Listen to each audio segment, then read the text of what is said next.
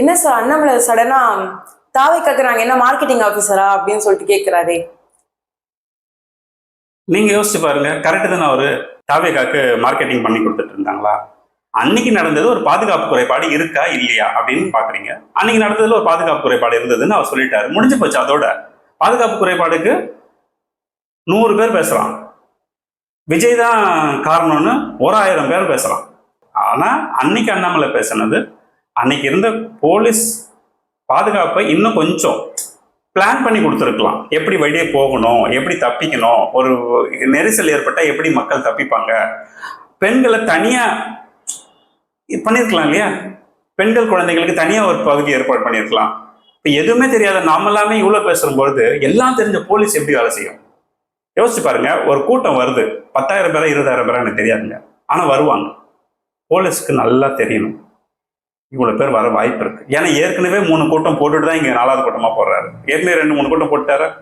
இப்ப ஒண்ணு புதுசு இல்லைல்ல போலீஸ்க்கு இது. அப்ப போலீஸ் கணிக்க மிஸ் பண்ணிட்டாங்க. ஒண்ணு, பெண்கள் குழந்தைகள் வந்தா எங்க அகாமடேட் பண்ணுவீங்க? பெரியவங்களையும் ஆண்கள் நல்லா ஜெயஜாண்டிக்கா இருக்கக்கூடிய ஆண்களையும் பெண்களையும் நீங்க ஒரே இடத்துல போட்டு மெரிக்காம லேடிஸ்லாம் அந்த பக்கம் போங்க அப்படின்னு ஒரு வார்த்தை சொல்றதுல என்ன ஆயிடுது? பிளான்லயே இல்ல. அப்போ இங்கே தவறு நடந்திருக்கு.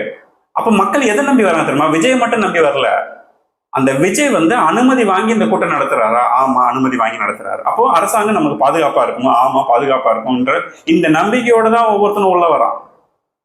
பொதுக்கூட்டத்துக்கு தண்ணி கொடுப்பாங்க, ஒத்துக்கிறேன். ஆனா இந்த மாதிரி ரோட் ஷோ மாதிரியான விஷயங்கள், பிரச்சாரத்துக்குலாம் தண்ணி கொடுப்பாங்களா பொதுமக்கள் கேட்டா கொடுக்க மாட்டாங்க. ஏன்னா வேடிக்கை பார்க்க வர கூட்டம் அது இங்க பங்கு பெற வர கூட்டம் இல்ல, அது வேடிக்கை பார்க்க வர கூட்டம். ஆனா தண்ணி கொடுத்தா நல்லதான் கேட்டா கொடுக்கலாம்.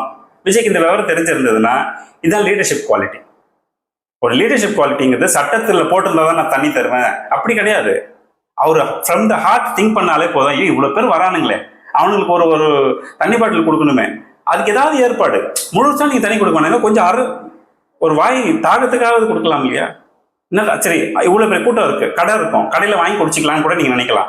எவ்வளவு சப்ளை பண்ண முடியும்? அந்த இடத்துல மிஞ்சி போனா ஒரு 10-20 மளிகை கடை இருக்குமா? எவ்வளவு பாட்டில் தண்ணி வச்சிருப்போம்? இதை யோசிக்கணும். மருந்து கடை, இவ்வளவு கூட்டம் வந்தோடனே அவன் என்ன பண்ணுவான்? ஓடிடுவான். அப்ப உங்களுக்கு ஒரு அவசரத்துக்கு ஒரு தலைவலி மருந்து வேணும்னாலும் சரி, டீஹைட்ரேஷன் ஏதோ ஒரு விஷயத்துக்கு நீங்க மெடிக்கல் ஷாப்பை தேவைன்னா இருக்குமா?